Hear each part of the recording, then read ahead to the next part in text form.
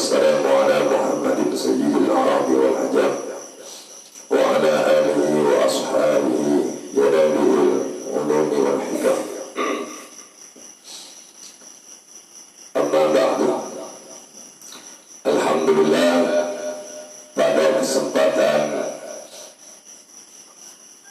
pagi hari ini kita masih diberi kesempatan oleh Allah untuk menjalankan rutinitas seperti biasa, yaitu menjalankan sholat tahajud berjamaah, kemudian kita melanjutkan sholat subuhnya, dan juga alhamdulillah kita bisa melanjutkan kajian subuh sebagaimana semestinya. Kita berharap dengan adanya majelis ilmu ini bisa menjadi sebab turunnya rahmat dan barokah, menjadi rahmat, menjadi sebab turunnya rahmat dan barokah, dan sekaligus mendapatkan ridha daripada Allah Subhanahu wa Ta'ala. Ayuhat talamid fi mahadil abrar, usikum jami'an wa nafsi bitaqwallah wa bita'ati Rasulullah sallallahu alaihi wasallam. Subhanallah ta'ala ayyahdiyana ila siratikil mustaqim wa ja'alana lil muttaqin wa yudkhilana jannatahu jannatan na'im bihaqqi sayyidil mursalin walhamdulillahi rabbil alamin. Wa taqabbalallahu minkum minna taqabbal ya karim.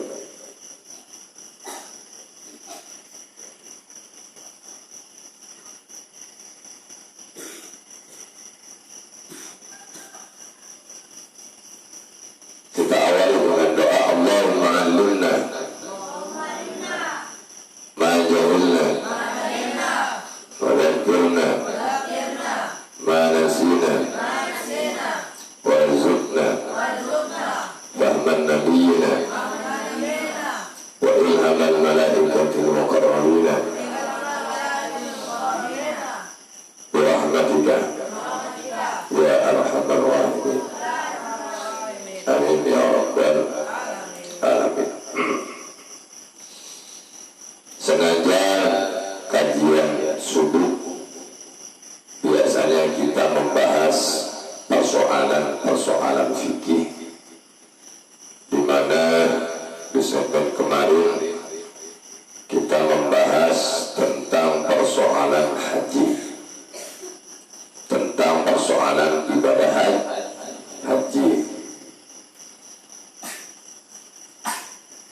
membahas tentang konsekuensi yang harus dipenuhi bagi pelaku-pelaku ibadah haji. Di antaranya konsekuensinya bagi umat baginda Nabi Muhammad sallallahu alaihi wasallam, baik laki-laki maupun perempuannya, baik dari kalangan yang sudah tua tetapi masih kuat, ataupun dari kalangan pemuda dan pemudinya.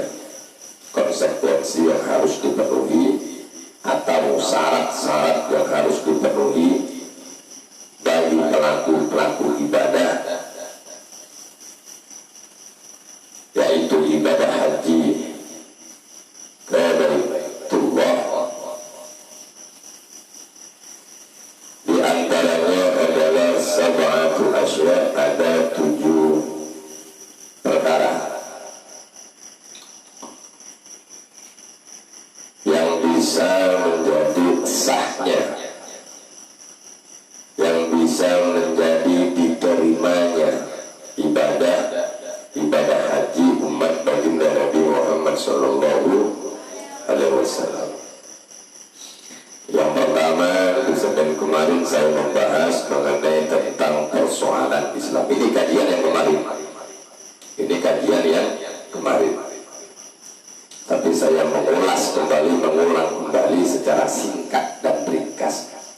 Tetapi nanti saya minta ya untuk maju ke depan, siapa yang saya panggil, bisa nggak apa-apa.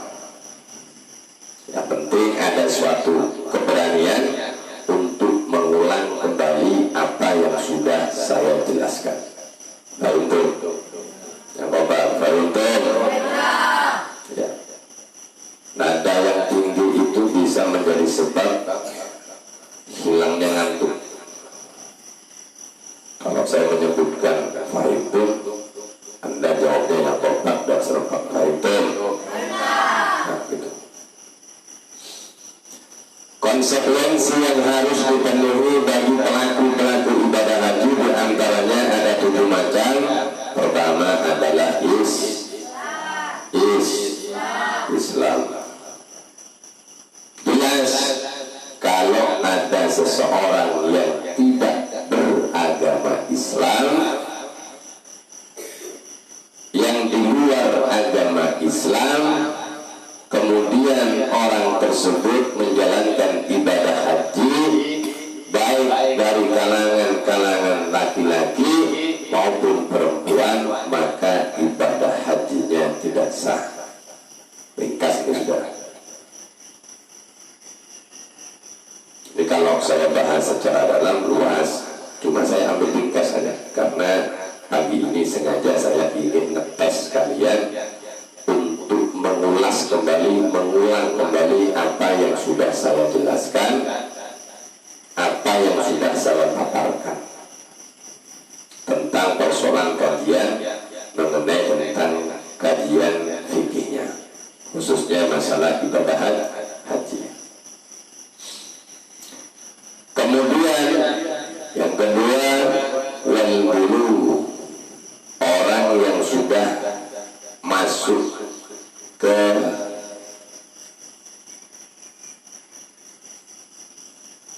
waktu dulu, orang yang sudah sampai ke waktu dulu, balik.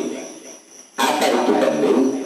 Balik itu adalah orang yang dewasa, sudah punya kewajiban dan dia tidak diwajibkan untuk mengerjakan ibadah haji. Kalau orang ini masih belum dewasa, masih terbilang anak-anak, yakni anak kecil, masih usia 7 tahun ke bawah, 6 tahun, 5 tahun, atau seorang bayi di bawah, maka ibadah hajinya tidak memenuhi syarat. Kalau sudah tidak memenuhi syarat, maka ibadah hajinya tidak sah. Tetapi kalau kita misalnya orang kaya, kemudian kita ingin membawa keluarga kita, istri kita bawa, nenek, bapak, ibu, saudara-saudari kita, anak-anak kita, cucu-cucu kita, sampai ke cicit-cicit kita, yang baru pun dibawa ke Mekah misalnya, untuk menjalankan ritual ibadah haji. Gimana itu Ustaz? Kalau kita kaya tidak apa-apa, ada statusnya kita itu hanya mendidik, mengarahkan, mengajarkan agar adanya anak itu tahu bahwa haji ini adalah merupakan perkara-perkara yang diwajibkan oleh Allah Subhanahu wa Ta'ala bagi orang yang mampu. Manis tamo'a ila bisabillah. Jadi berangkat untuk mengerjakan ibadah haji itu ada istilahnya istamo'ah, punya kemampuan. Jadi kalau nggak punya kemampuan, nggak punya uang, ya udah dosa berangkat. Kok susah? Paham ya? Paham? Nah, wal bulu. Jadi kalau misalnya anak saya isbat, ainun, itu kan masih kecil, usia yang 2 tahun, 6 tahun, itu masih belum masuk ke usia masih belum masuk ke waktu balik, sehingga kalau mengerjakan ibadah haji tidak sah. Untuk konsekuensi yang ketiga, wal aql, orangnya harus berakal. Jadi untuk mengerjakan ibadah haji orangnya harus berakal. Mahal aql, apa itu akal? Akal itu orangnya tidak gila. Selain daripada gila itu apa Ustaz? Banyak, depresi, stres, gila, hilang ingatan. Orang-orang yang seperti ini mengerjakan ibadah haji, hukum ibadah hajinya atau ritual pengabdian kepada Allah yang sifatnya adalah haji, hukumnya tidak sah. Jangankan haji, sholat saja itu tidak sah dikerjakan bagi orang yang gila. Tetapi itu memang gila, ya. Memang keadaannya memang gila. Kalau gila-gilaan, urusan sholat tetap wajib. Kamu nggak sholat, saya gila Ustaz. Nggak ada orang seperti itu, ya. Gila-gilaan itu lah, bukan gila sungguhan. Jadi kalau yang dimaksud al-aqlu itu adalah orang yang berakal, bukan orang yang tidak berakal. Orang yang gila, gilanya memang sungguhan. Mengerjakan ibadah haji, hukum hajinya tidak sah, ibadah hajinya tidak sah, batal. Wal hurriyatu, dan yang keempat adalah orang yang merdeka, bukan budak. Paham ya? Wal hurriyatu. Seperti apa hurriyah ini? Ya hurriyah seperti kita ini, orang yang independen. Kita bukan budak. Maka ketika kita ini adalah statusnya hurriyah, bukan abad, maka kita ini diwajibkan untuk mengerjakan ibadah haji. Tetapi untuk mengerjakan ibadah haji ini harus memenuhi syarat. Harus memenuhi syarat. Di antara syaratnya adalah hurriyah, harus independen, harus merdeka. Paham ya? Nah, saya singkat-singkat aja penjelasannya. Lagi kalau ada waktu saya panggil. Maju, bisa nggak apa-apa, maju ya. Salah benar ketika Anda mengulang pembahasan ini, tak usah gimana, tak usah takut. Anda di sini belajar, saya juga belajar. Semoga dengan adanya Anda nanti saya suruh untuk ke depan mengulang kembali, mengulas kembali, walaupun singkat, ya, walaupun ringkas. Berdiri tegak di depan itu sudah alhamdulillah punya keberanian. Kemudian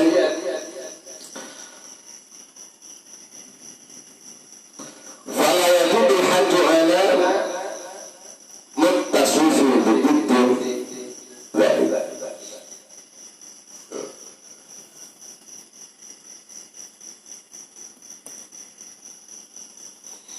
Orang-orang yang punya kebalikan ciri dan sifat orang yang tadinya sudah memenuhi syarat Islam dulu, aklul, kemudian hurriyah. Kebalikan ini artinya dia bukan Islam, dia tidak balik, dia tidak berakal, dia bukan merdeka, artinya bukan hurriyah. Maka orang ini sudah tidak memenuhi syarat. Kalau mengerjakan ibadah haji, maka hajinya tidak sah. Kemudian yang nomor 5, wujubuz zakat. Orang yang berangkat haji ini harus ada bekal, harus ada bekal. Apa bekalnya? Wa awiyati in ihtaja ilaiha. Bekal untuk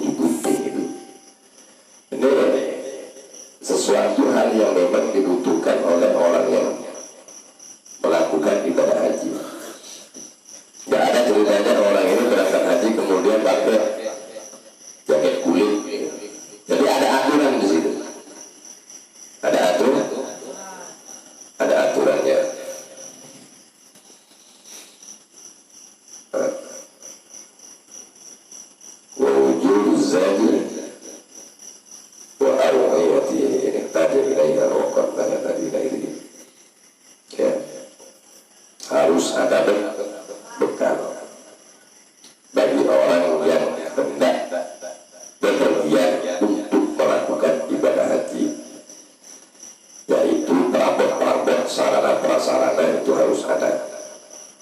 Apa yang dibutuhkan dalam menjalankan ritual haji, yaitu harus dipersiapkan bajunya, ya baju ihram, ya perabot-perabot yang dibutuhkan.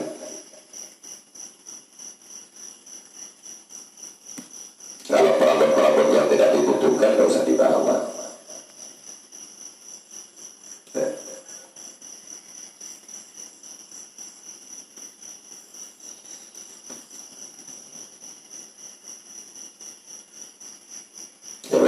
Tas misalnya, itu tas termasuk, tergantung kasahsul qaul di Mekah. Orang yang menjalankan ibadah haji itu ada yang dekat, ada yang jauh. Kalau datang ke Mekah itu kan jauh, ya butuh bekal yang banyak. Bekal yang banyak.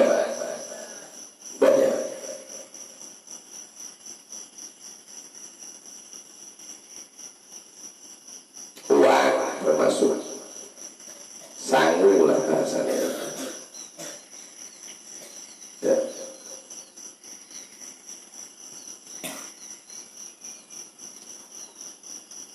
Membawa peralatan-peralatan yang dibutuhkan.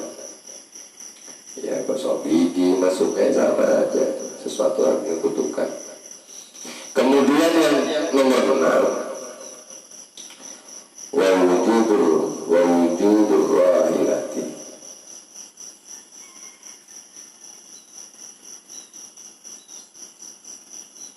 Bekal yang diperlukan bagi orang pelaku ibadah haji itu adalah kendaraan. Untuk kendaraan, kita berangkat pergi ke Mekah itu ada sesuatu hal yang sangat dibutuhkan adalah transportasi kendaraan. Kalau dari kota Batam ini naik apa? Biasanya keluarga kita mengantarkan kita, kalau kita mau haji diantarkan kita ini dari daerah kita menuju ke bandara, dari bandara naik pesawat misalnya. Ya, tergantung, ada yang dari laut, ada yang naik kapal terbang, pesawat, ya, ada yang dari kapal laut, perahu. Ini adalah merupakan kendaraan itu sangat dibutuhkan bagi orang yang mengerjakan ibadah haji. Baik dengan cara dibeli ataupun dengan cara menyewa, ya. Punya mobil sendiri nggak apa-apa, atau naik bus, nyewa, yang penting rahilah. Kalau zaman dulu itu pakai kuda, pakai unta, ya. Ini pembahasannya sudah selesai, cuma saya ringkas-ringkas agar Anda bisa nanti ke depan.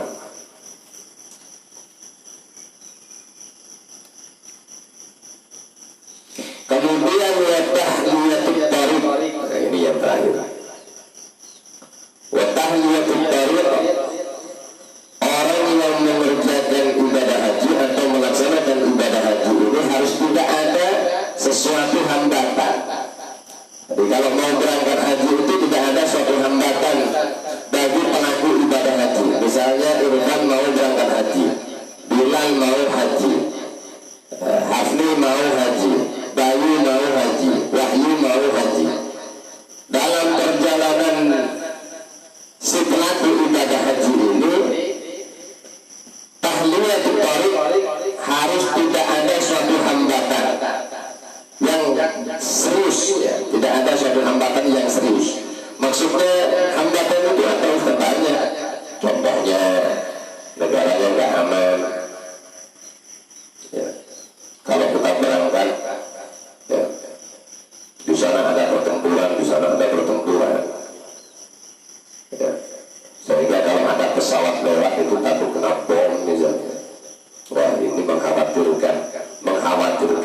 keselamatan bagi pelaku-pelaku ibadah haji. Kalau ini dipaksakan berangkat haji naik pesawat, nanti ujung-ujungnya belum sampai ke Mekah dibom. Ya, makanya di sini ada istilah tahliyatul tariq.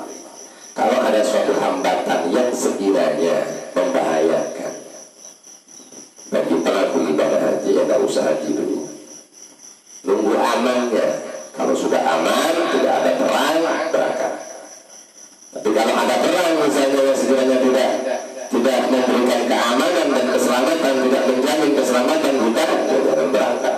Nanti kalau kita memaksakan dulu mati konyol, belum nyampe sudah mati. Paham ya? Itu contoh mudahnya. Ini adalah merupakan konsekuensi di mana pelaku-pelaku ibadah ini wajib untuk memenuhinya.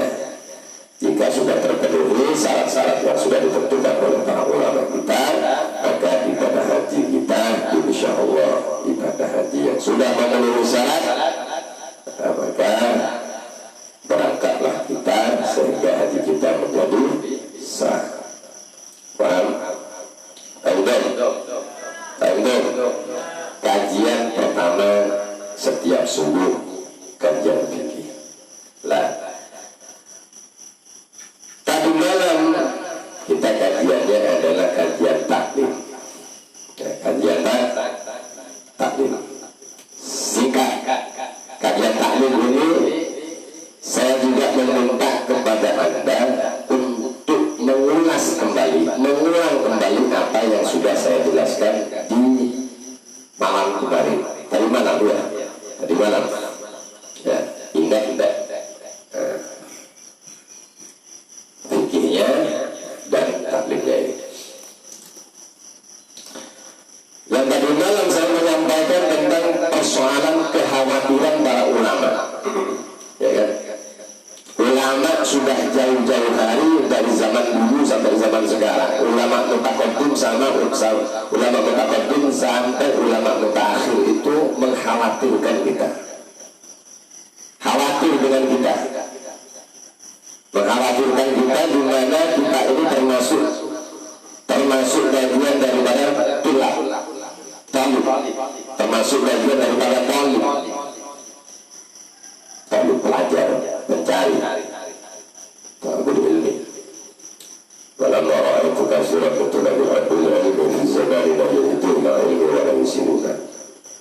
Sesuatu hal yang dikhawatirkan oleh ulama bagi seorang pelajar, baik laki-laki maupun perempuan, yang sekolah SD dikhawatirkan, yang sekolah SMP dikhawatirkan, yang sekolah SMA dikhawatirkan. Saya khawatir, kata ulama nih, orang-orang dulu yang ulama dulu terdahulu itu mengkhawatirkan seorang pelajar. Yang dikhawatirkan itu apa? Banyak. Khususnya kita yang mondok di PPA, ulama kita ini sudah mengkhawatirkan kita. Sesuatu hal yang dikhawatirkan oleh ulama bagi seorang pelajar, bagi seorang penuntut ilmu, bagi seorang anak yang mencari ilmu, baik di tingkat SD-nya, baik di tingkat SMP-nya, baik di tingkat SMA atau SMK-nya, sampai ke atas tingkat kuliah S1, S2, sampai S3. Ini pelajar-pelajar ini dikhawatirkan oleh ulama. Ini yang formal. Kalau yang informal seperti kita yang ada di PPA, yang mondok-mondok ini seperti Ardi, Bilal, Bocan, Fatih, Hafni, Arif, Rio, semua yang ada di sini dikhawatirkan oleh ulama. Ya. Baik yang di formalnya maupun informalnya. Apa yang dikhawatirkan oleh ulama?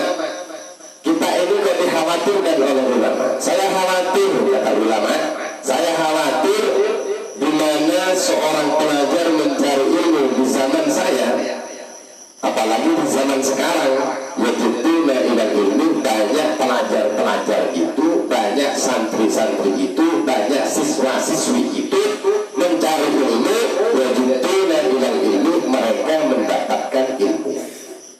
Kalau dia menyantri dapat ilmu, kalau dia sekolah pasti dapat ilmu.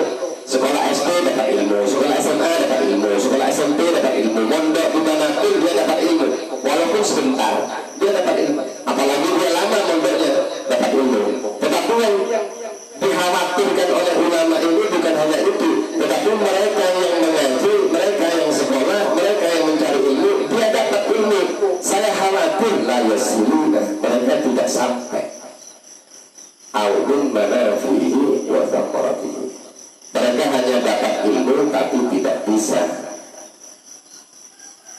merasakan manisnya ilmu.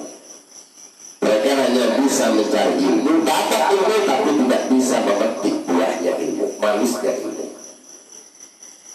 Mereka dapat ilmu, saya khawatir ilmu yang mereka dapat, saya khawatir mereka tidak mampu mengamalkan apa yang dia dapat, yaitu ilmu. Hanya bisa saja, hanya bisa ditanyakan ini bisa, ditanyakan itu bisa, tetapi tidak bisa mengamalkan ilmu yang dia dapat. Kenapa? Lima annahu akhtau tarika wa taruhu syara'ika wa kuluman akhtau tarika. Karena mereka adalah merupakan seorang pelajar-pelajar yang hanya dapat ilmu tapi tidak merasakan manisnya ilmu. Dia mendapatkan ilmu tapi tidak bisa memetik buahnya ilmu, disebabkan salah jalan. Penjelasan ini di segmen kemarin, kemarin malam, ya, ini sudah saya jelaskan secara mudah, secara detail. Saya ingin Anda untuk mengulas kembali apa yang sudah saya sampaikan, penjelasannya mengenai tentang falamma ra'aytu basara min turadil ilmi fi zamani ma yajiduna ya'ilmu wa la yasiruna aw min manafihi wa thamaratihi. Ada dua kajian di sini. Saya minta kepada salah satu anak, ya, kalau waktunya nanti saya dari belakang Anda belakang kamera, saya di belakang, ada saya panggil ke depan, bisa nggak bisa Anda harus belajar. Tak apa, salah nggak apa-apa. Anda nanti saya suruh ke depan, kemudian Anda pegang mikrofon, menjelaskan, mengulang kembali. Kemudian Anda nggak bisa, salah apa yang Anda jelaskan, nggak apa-apa, kita belajar di sini. Statusnya kita belajar. Ya, statusnya kita belajar. Orang-orang yang nonton sana, di luar sana, nah, kita berharap semoga ibu bapak yang menonton itu mendoakan kita.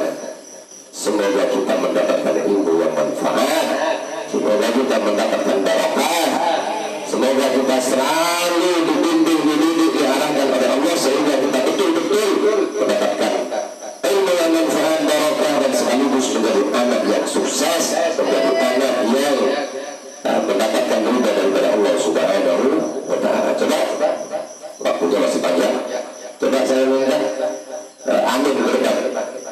Amin, saya minta amin untuk ke depan. Selepas amin, nanti saya minta Arif, ya, Arif untuk ke depan mengulang kembali tentang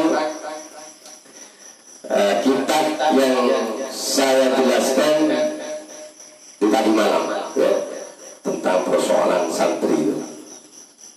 Nah, baru nanti saya minta kalau ada waktu siapa ini? Coba Fatih lagi, ya. Habis itu Fatih. Nanti kalau ada waktu baru nanti saya panggil lagi. Coba siapa? Amin ke depan. Jangan takut juga, coba. Jangan takut salah. Ya. Saya panggil dari belakang lah, nanti kalau saya panggil dari belakang, selesai amin, nanti saya panggil yang lain. Coba, amin selesai. Baca ke depan. Bilang ke depan, misalnya ke depan. Harus berani, ya. Waktu kita masih banyak. Coba jelaskan tentang kajian yang tadi malam. Ya. Selepas itu baru jelaskan kajian fikihnya yang barusan, misalnya seperti itu. Yang kemarin tentang haji, misalnya seperti itu. Paham, ya? Paham? Tapi untuk kamu jelaskan tentang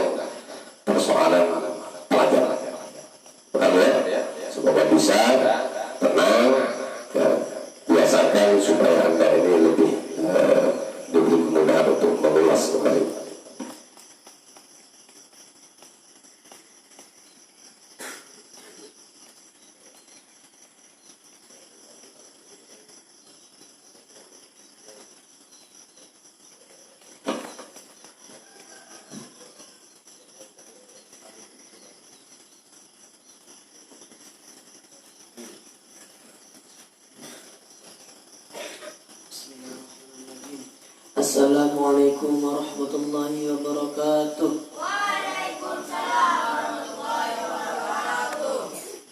Menjelaskan tentang nasihat ulama yang dikarang oleh Syekh Imam Burhanul Islam Az-Zarnuji. Kata ulama atau keluh kesah para ulama, kalau saya memperhatikan sekian banyaknya pelajar di zaman dulu, mereka yang mencari ilmu banyak yang berhasil, tetapi ilmu yang akan kita dapat akan mendatangkan sifat sombong. Adapun agar mendapatkan buahnya ilmu maka harus mengamalkan. Ilmunya kenapa tidak berhasil? Karena banyak yang salah jalan atau toroiko. Di zaman dulu mereka yang mencari ilmu banyak yang berhasil, tetapi ilmu yang akan didapatkan tidak bermanfaat bagi dirinya yang mencari ilmu. Tetapi ilmu yang akan kita dapat akan mendatangkan sifat sombong. Mendatangkan sifat sombong berkaitan dengan al-ilmu harbun. Ilmu akan bermusuhan kepada al-ilmu harbun lil fatal muta'allim. Ilmu akan bermusuhan dengan para pelajar yang bersifat tinggi meninggi atau sombong. Ilmu akan jauh daripada kita. Nah, mendatangkan sifat sombong. Adapun agar mendapatkan buahnya ilmu, maka harus mengamalkan apa yang telah dinasihati oleh guru kita. Al-ilmu bila amalin kasajari bila tamarin. Kalau ilmu ibaratkan pohon yang berbuah. Jika kita mengamalkan daripada nasihatnya guru, maka kita sudah mendapatkan daripada buahnya. Nah, kita mengamalkan ilmu tersebut sudah mendapatkan daripada buahnya, karena sudah kita mengamalkan ilmunya. Kenapa tidak berhasil? Karena banyak yang salah jalan. Pelajar-pelajar dulu banyak yang berhasil, maksudnya ilmu sudah mendapatkan banyaknya ilmu, tetapi tidak bisa bermanfaat atau berfaedah bagi dirinya sendiri. Nah, kunci perdana yang untuk mendapatkan hasil kita daripada mempelajari apa yang kita pelajari, maksudnya kunci yang pertama untuk kita sukses ialah dengar wasami'na min asatid, dengarkan apa yang dinasihati oleh guru.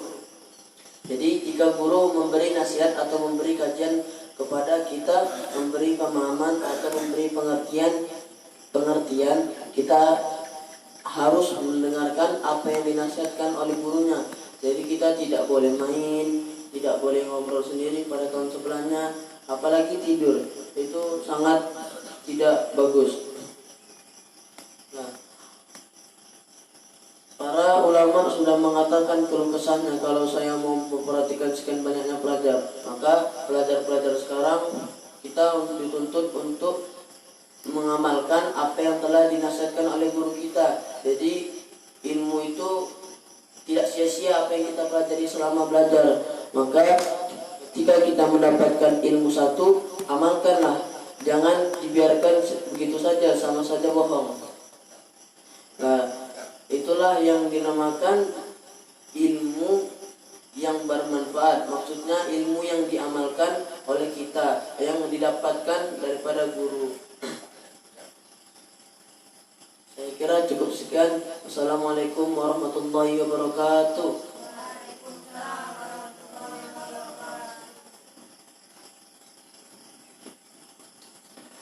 Coba jelaskan tentang haji sekaligus tentang seorang pelajar yang gagal. Dia dapat ilmu tapi gagal.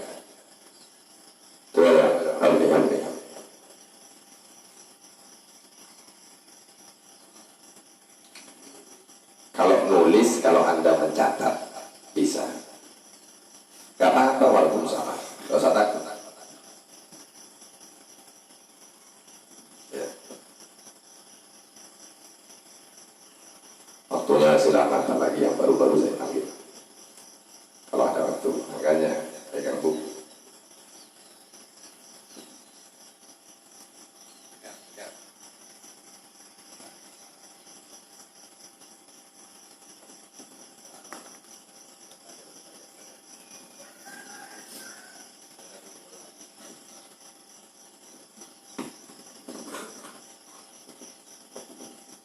Bismillahirrahmanirrahim. Assalamualaikum warahmatullahi wabarakatuh.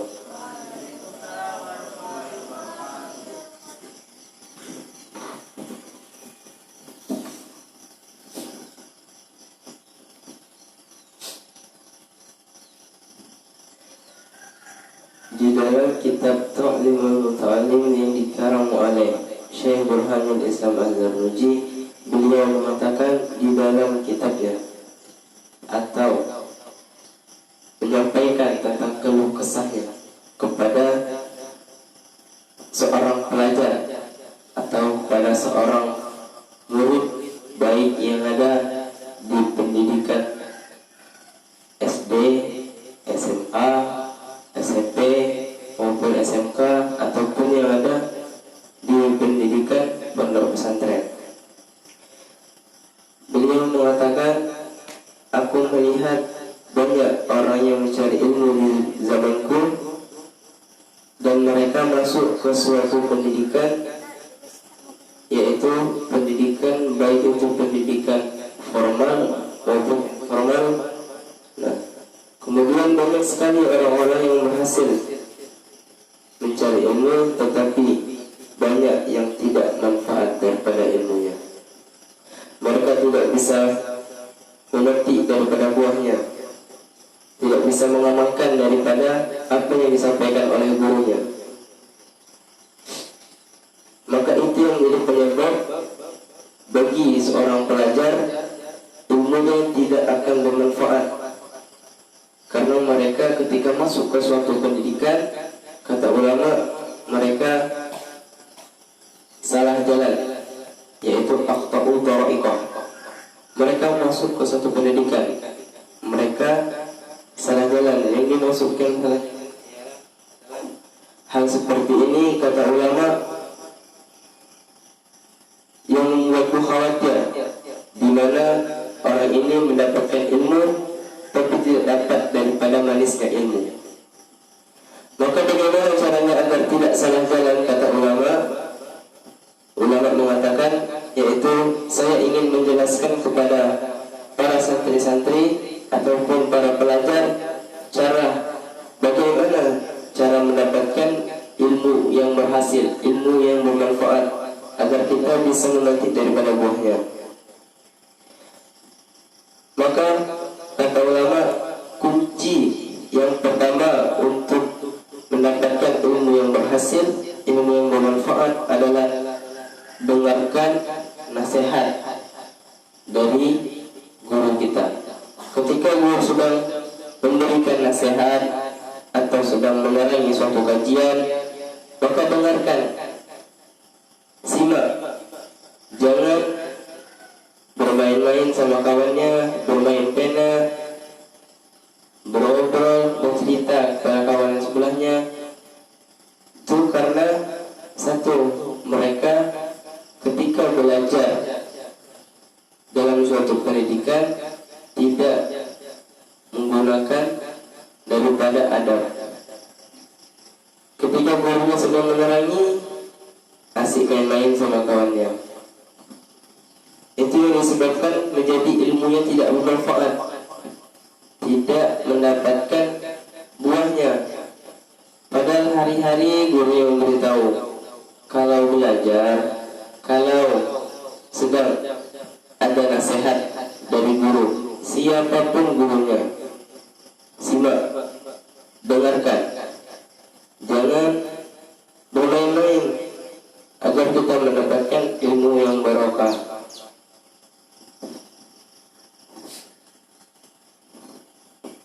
Kemudian kata ulama, saya ingin menjelaskan kepada santri dan murid agar pemuda-pemudi tidak salah jalan, maka beliau merasa terpanggil. Kata ulama, aku telah merasa terpanggil, makanya aku membuat suatu kitab yang kitabnya bernama Ta'limul Muta'alim. Ta'limul Muta'alim adalah pelajar yang sedang belajar. Beliau mendapatkan nama Ta'limul Muta'alim dari hasil istikharahnya, karena beliau tiap malam sholat malam, terus akhirnya Allah memberikan daripada hadiah kepada beliau, yaitu tentang Ta'limul Muta'alim. Makanya beliau membuat kitab yang bernama Ta'limul Muta'alim. Dan yang kedua, kata ulama, yang menjadi penyebab para seorang pelajar tidak mendapatkan ilmu yang bermanfaat adalah akhta'u thariqah, yaitu ketika mereka salah jalan disebabkan tidak bisa mengamalkan daripada ilmunya, padahal ulama sudah mengatakan al-ilmu bila amalin kasajarin bila samarin. Ibaratkan kita sedang menanam pohon dan pohon itu tumbuh besar, kita menunggu daripada hasil dari pohon tersebut. Apa hasil dari pohon tersebut? Yaitu adalah buahnya. Kita menunggu untuk memetik daripada buahnya. Kalau kita menjalankan kalau kita mencari ilmu, bertahun-tahun kita mencari ilmu, kalau tidak kita mengamalkan daripada apa nasihat guru, maka kita kapan-kapan pun tidak akan bisa memetik daripada buahnya. Sama seperti pohon, kalau kita bisa mengamalkan daripada nasihat guru, maka pohon itu akan berbuah dan kita pun bisa memetik daripada buahnya dan merasakan daripada buahnya. Oke, sekian dari saya. Assalamualaikum warahmatullahi wabarakatuh.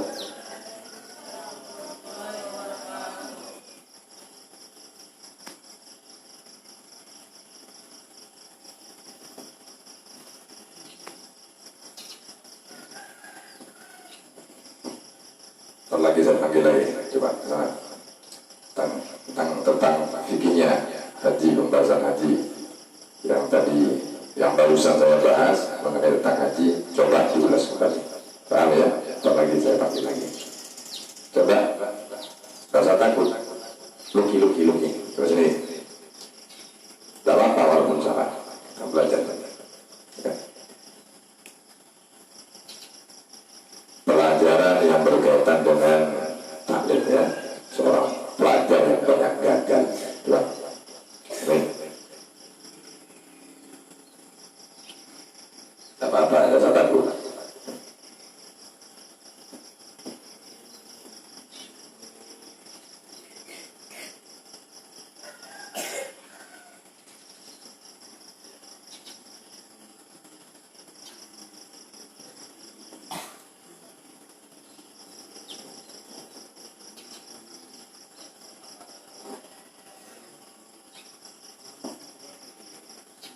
Assalamualaikum warahmatullahi wabarakatuh.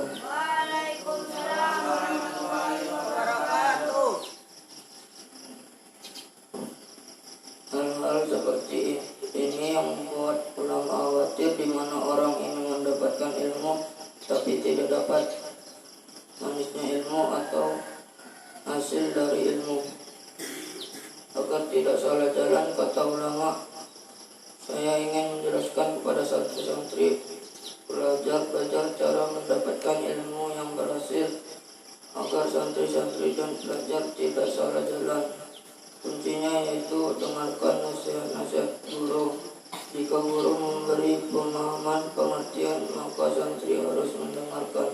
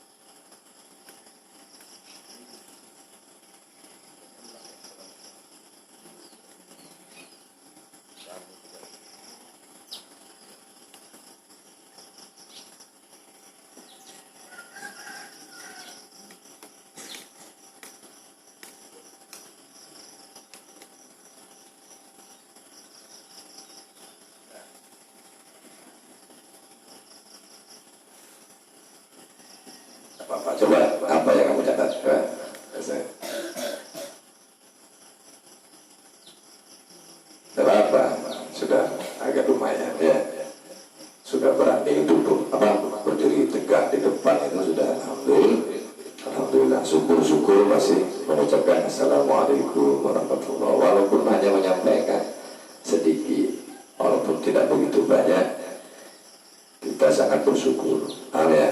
Tapi terus berlatih. Ini enggak memilih antara yang lama dan yang baru, semuanya sama. Tergantung saya panggil. Siapa yang ngantuk saya panggil. Siapa yang ngajinya enggak sungguh-sungguh saya panggil. Kayaknya ini anaknya cerdas ini misalnya, saya panggil. Ya. Coba. Tunggu. Alif gue. Siapa apa? Ya.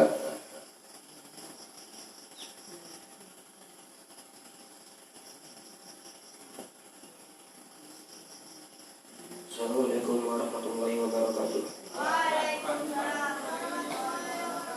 Assalamualaikum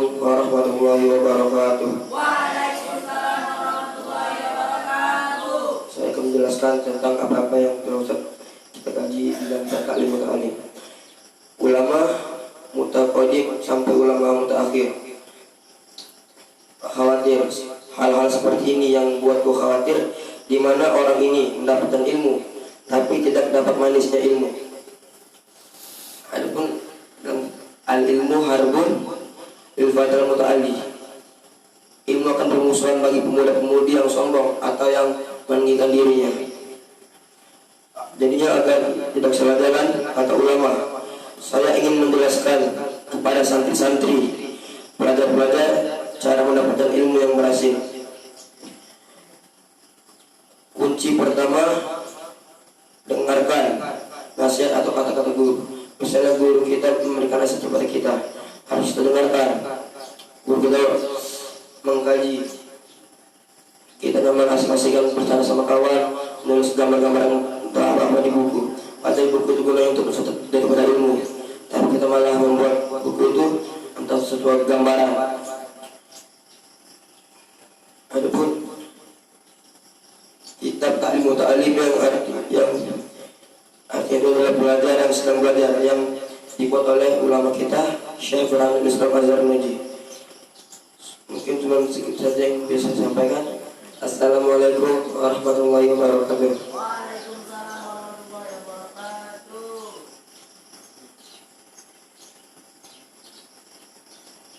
Yang lain besok ya, yang lain besok. Coba yang terakhir. Ya, terakhir. Nanti, alhamdulillah waktunya sudah jam 6, waktunya turun. Jangan merasa diri kalian itu selamat dari panggilan-panggilan saya. Ya, bisa jadi besok. Wah, kaburlah, pulanglah. Berarti Anda itu bukan menjadi orang, bukan ingin menjadi orang yang sukses. Berarti Anda ini adalah seorang pelajar yang ingin menyakiti kedua orang tua, ingin menjadi orang yang tidak ingin mendapatkan ilmu yang bermanfaat. Ya, pelajar memang seperti itu. Ya, mau bisa nggak bisa ke depan, tak apa-apa. Ya, tak apa-apa. Ya, masih belum saya panggil, kiranya bisa besok. Sebagai penutup, coba Hafni, kita lagi. Tadi Anda sudah membahas tentang persoalan pelajar. Coba jelaskan yang tadi ya, barusan yang selesai sholat subuh, saya menjelaskan tentang poin-poin ibadah haji, konsekuensi atau syarat-syaratnya orang yang menjalankan ibadah haji yang harus dipenuhi. Pembahasannya itu pembahasan yang lalu, cuma saya tegaskan kemarin, saya tegaskan barusan, itu hanya mengambil poin-poinnya. Coba diulang kembali, waktu kita sedikit juga.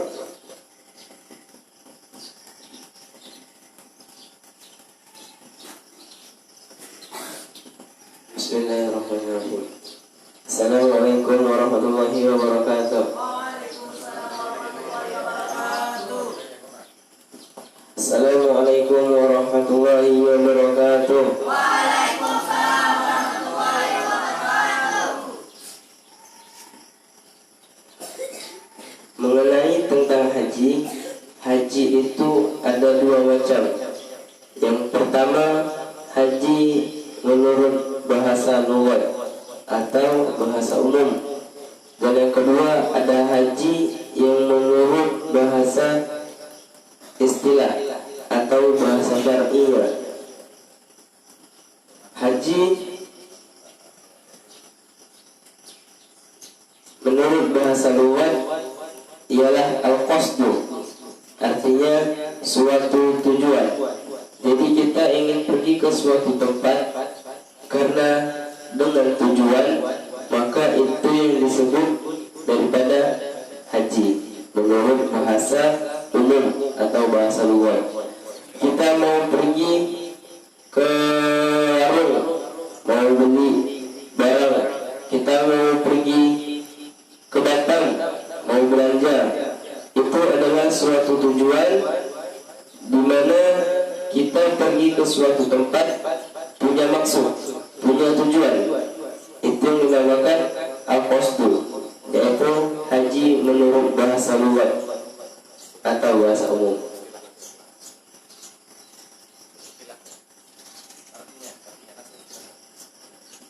Dan adapun haji menurut istilah adalah qasdul baitul nusuk, adalah suatu tujuan di mana tujuan ini memang dikhususkan, yaitu suatu tujuan yang dikhususkan. Contohnya apa? Yaitu adalah di Masjidil Haram. Jadi tempatnya orang haji menurut istilah atau menurut syar'inya adalah suatu tujuan yang tempatnya sudah dikhususkan, bukan sembarangan tempat. Adapun syarat-syaratnya wajib untuk menjalankan daripada ibadah haji, yaitu ada 7. Yang pertama al-Islam. Yang pertama harus beragama Islam. Bagaimana hukumnya kalau ada agama lain? Misalnya ada agama A, B, C sampai agama Z. Kalau tetap menjalankan daripada ibadah haji, maka ibadah hajinya tidak menjadi sah atau batal. Boleh kalau memang mereka ingin hanya berkunjung. Kalau mereka hanya ingin lihat-lihat, pengen berkunjung, jalan-jalan, nggak apa-apa, boleh. Kecuali kalau mereka menjalankan ibadah haji, maka hajinya tidaklah sah. Syarat jalan-jalan ke sana mungkin hanya ingin membeli kurma ataupun hanya ingin membeli hal-hal yang lain. Nah, adapun syarat yang kedua bagi orang yang menjalankan ibadah haji, yang kedua adalah wal bulugh, sudah masuk dari kata baligh atau dewasa. Kalau anak-anak yang masih di umur di bawah 7 tahun, 6 tahun, 5 tahun, mungkin masih bayi sekalipun, dibawa ke haji, maka hajinya tidak menjadi sah, tidaklah sah karena tidak memenuhi daripada syarat. Tapi kalau memang itu orang kaya pengen ngajak anaknya yang masih belum masuk kata baligh, mungkin ada yang baru juga diajak untuk ikut ibadah haji, maka mungkin haji orang tuanya diterima, kecuali haji anak-anaknya ini tidak diterima karena tidak memenuhi daripada syarat-syaratnya untuk menjalankan ibadah haji. Kemudian yang ketiga, wal aqlu, orang yang berakal. Jadi kalau menjalankan ibadah haji itu harus berakal. Apa yang berakal? Yaitu tidak gila. Yang dimaksudkan berakal di sini adalah tidak gila. Jadi kita harus tidak gila, tidak stres. Maka kalau kita menjalankan ibadah haji kita diterima oleh Allah. Kecuali kalau kita tidak berakal, kita orang gila, masuk menjalankan ibadah haji. Enggak sah. Enggak sah. Kemudian yang keempat adalah berhurriyatu, orang yang merdeka, bukan budak, ataupun mereka ini bukan tawanan ataupun buronan. Mereka adalah hidupnya adalah independen katanya. Jadi kalau andaikan mereka itu adalah seorang budak ataupun seorang tawanan, maka kalau menjalankan daripada ibadah haji tidak sah karena tidak memenuhi daripada syarat. Karena syaratnya ibadah haji itu adalah bukan termasuk tawanan ataupun bukan budak, jadi orang yang merdeka. Nah, kemudian yang kelima, orang yang menjalankan ibadah haji itu harus mempunyai daripada bekal. Apa bekalnya? Contoh mungkin perabot-perabotan, prasarana ini butuhkan juga, ada baju ihram mungkin. Nah, itu mereka butuhkan untuk menjalankan ibadah haji. Pokoknya sesuatu apa yang dibutuhkan oleh mereka harus mempunyainya. Uang itu harus punya, karena itu adalah syaratnya ibadah haji. Yang kelima itu harus mempunyai daripada bekal. Dan yang keenam, tidak ada suatu hambatan yang serius. Contoh mungkin negaranya lagi tidak aman, atau ada suatu hambatan yang serius ini yang sekiranya bisa membahayakan daripada keselamatan pelaku ibadah haji, maka tidak diperbolehkan untuk menjalankan daripada ibadah haji. Mungkin yang sekian dari saya, sedikit semoga bermanfaat. Saya tutup. Wassalamualaikum warahmatullahi wabarakatuh. Waalaikumsalam warahmatullahi wabarakatuh.